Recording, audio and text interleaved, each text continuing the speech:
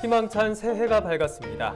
힘차게 떠오르는 태양의 기운을 받아서 시청자 여러분 모두 건강하시고 행복과 웃음이 넉넉한 한 해가 되기를 기원합니다.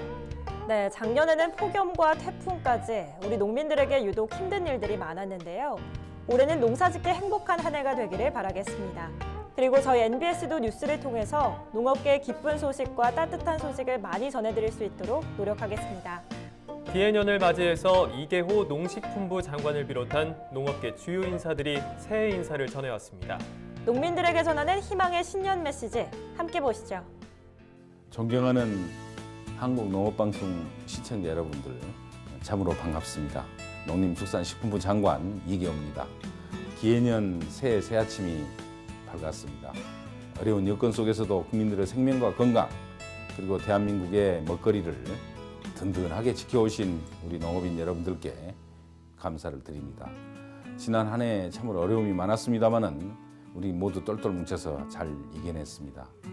2019년 새해에는 여러분과 손을 꽉 잡고 사람 중심 농정 계획을 더 힘차게 추진해 나가도록 하겠습니다.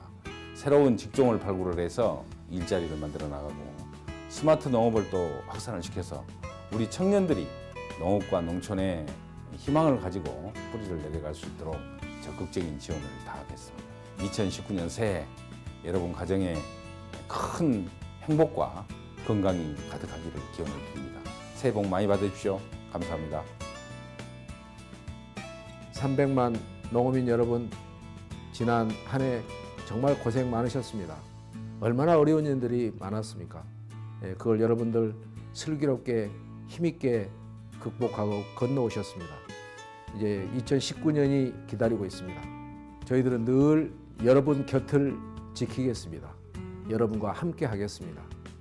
쌀 문제, 농업 문제, 축산업 문제, 그리고 수산업 문제, 모든 문제에 있어서 저희들은 최후의 지킴이라는 책임감과 사명감으로 여러분 곁을 떠나지 않을 것입니다. 금년에도 많은 도전이 있을 것입니다. 많은 과제가 있습니다. 그 과제들 흔들림 없이 꼼꼼하게 하나하나씩 여러분 중심으로, 여러분 위주로 챙기고 이렇게 나가겠습니다. 새해 복 많이 받으시고 건강하시고 무엇보다도 많은 소득의 증대가 있는 한 해 되시기 바랍니다. 감사합니다. 존경하는 전국의 300만 농어민 여러분, 그리고 MBS 한국농업방송 시청자 여러분, 다사다난했던 2018년이 지나고 기해년 새해가 밝았습니다. 올해는 황금돼지 기운을 받아 하시는 일마다 뜻대로 이루어지는 축복의 한 해가 되시기를 바라며 가정에도 건강과 행복이 가득하시기를 기원합니다. 농협은 올해도 농업인과 함께 동고동락하며 농어민의 행복을 위해 농가소득 5천만 원 시대를 활짝 열어가겠습니다. 새해 복 많이 받으십시오.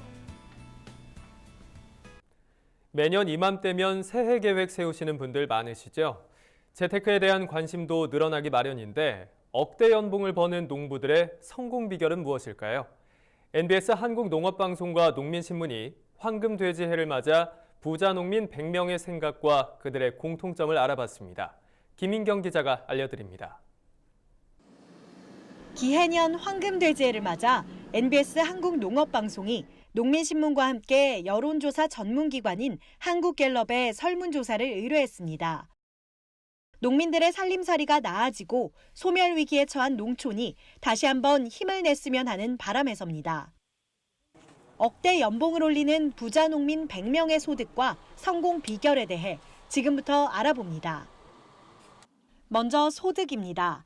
100명의 부자 농민은 연평균 1억 6,931만 원의 조수입을 올리는 것으로 조사됐습니다.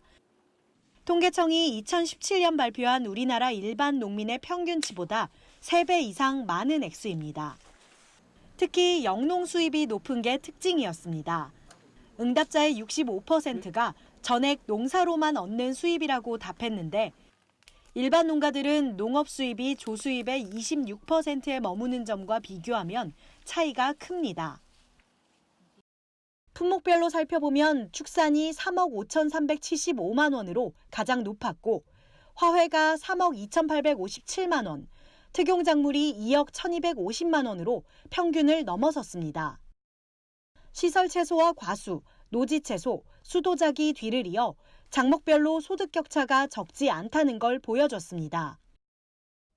그렇다면 높은 수입의 비결은 무엇일까? 바로 교육 참여와 적극적인 투자였습니다. 응답자들은 고수입의 비결로 근면 성실, 전문적인 교육 참여와 경영 마인드 무장, 그리고 도전의식과 적극적인 투자 등을 꼽았습니다. 소득을 어떻게 활용하는지 묻는 질문에는 농업시설 교체와 확대에 투자한다는 응답이 62%로 대다수를 차지했습니다. 농기계 교체와 농지 구입이 뒤를 이어 대부분의 부자 농민들은 영농 규모 확대에 지속적인 재투자를 하고 있는 것으로 조사됐습니다. 4차 산업혁명 시대가 시작되고 스마트 농업이 확산하는 가운데서도 그들의 비결은 기본에 충실한 것이었습니다. 꼼꼼한 기록도 성공 비결 가운데 하나였습니다. 영농 활동을 기록하느냐는 질문에 응답자의 85%는 품종 갱신과 파종 일시, 비료와 영양제 투입 시기, 농약 방제 일시 등 각종 영농 활동 내용을 자세하게 기록한다고 답했습니다. 더 나아가서 62%는 수입, 지출, 부채 등을 종합적으로 관리하는 부기까지 작성하는 것으로 나타났습니다. 농업인들도 품목별로 또는 지역별로 자기들 농산물을 팔기 위한 이 산업을 키우는데 스스로 나서야 될 것이고요. 그런 일에 정부가 정책적으로 많은 뒷받침을 해야 될 것입니다. 평균 조수입 1억 7천만 원에 달하는 부자 농민들은 기록을 통해 영농 활동을 체계적으로 관리하고 교육에 참여하며 기술을 익히는 동시에 지속적인 재투자에 나선 결과 이른바 부자 농민으로 도약할 수 있었습니다. NBS 뉴스 김인경입니다. 새해에도 농업계에는 해결해야 할 현안들이 많습니다. 올 한 해 농업계가 주목하고 있는 이슈, 그리고 풀어야 할 과제로는 어떤 게 있을까요? 농업계의 2019년 6대 과제, 오주석 기자가 전합니다. 2019년 농업계 최고의 난제는 직불제 개편입니다. 지난해 정부는 농업소득의 보존에 관한 법률 개정안을 발의해 4개로 나뉘어져 있던 직불금을 하나로 통합하고 재배작물의 종류와 관계없이 동일한 단가를 적용하는 내용을 담았습니다. 그러나 올해 정부가 밝힌 직불제 개편의 뼈대가 확정되면 더 큰 난관이 기다리고 있습니다. 구체적인 쌀값 안정 대책은 물론 면적별 직불금 단가와 영세농가 직불금 수급 자격 기준 등 큰 쟁점들이 놓여 있기 때문입니다. 이에 정부는 직불제 개편 협의를 통해 상반기 중으로 이 문제를 해결한 후 정기국회에서 관련 예산을 확보해 2020년부터 바뀐 직불제를 시행한다는 구상입니다. 고향사랑 기부제는 올해에도 농업계 안팎을 뜨겁게 달굴 것으로 전망됩니다. 지난해 국회의 문턱을 넘지 못했던 고향세 관련 법안은 새해에도 소관 상임위인 행정안전위원회에서 계속 논의될 것으로 보입니다. 법안이 통과된 이후에도 시행까지는 남아있는 일들이 많습니다. 고향세 법안을 세부적으로 뒷받침할 시행령과 시행규칙을 만들어야 하고 조례 제정도 필요한 상황입니다. 이 밖에도 고향세를 담당할 전담 부서도 설치해야 할 뿐만 아니라 활발한 기부를 위해 대국민 홍보도 해야 합니다. 과연 정부의 계획대로 고향세가 2020년부터 시행될 수 있을지 농업계가 주목하고 있습니다. 1월 1일부터 PLS가 본격 시행되면서 농촌 현장의 혼란이 가속화될 것으로 보입니다. 정부가 PLS를 도입한 건 국민에게 안전한 농산물을 제공한다는 목적인데 문제는 농가의 준비 상황입니다. 농업계는 생산 농가의 충분한 준비가 갖춰지지 않은 상태에서 정부가 PLS를 강행해 혼란을 초래한다고 목소리를 높였습니다. 이에 정부는 올해는 PLS를 계도 위주로 운영한다는 방침을 내놨습니다. 농가의 위반 사례를 적발해 법적 책임을 묻기보다는 PLS가 안정적으로 시행될 수 있도록 하는 데 주력하겠다는 입장입니다. 3월 13일에는 제2회 전국 동시조합장 선거가 치러집니다. 중앙선거관리위원회 등에 따르면 조합장 선거 대상 조합은 농축협 1,105곳, 산림조합 142곳 등 총 1,339곳으로 선거인 수는 280만 명으로 추산됩니다. 특히 농협의 농가소득 5천만 원 달성을 성공적으로 추진하기 위해서 유능한 농축협 조합장이 필요한 만큼 이번 조합장 선거는 각별한 의미를 지닙니다. 중앙선관위와 농협은 공명한 선거를 치르기 위해 위법 행위를 예방하는 등 총력을 기울일 방침입니다. 올해는 남북 농업 협력이 급진전될 것이라는 기대감이 높습니다. 전문가들은 북한이 올 초 예정된 북미 정상회담에서 진취적인 비핵화 카드를 제시한다면 미국이 상반기 내에 북한 제재를 완화할 것으로 전망하고 있습니다.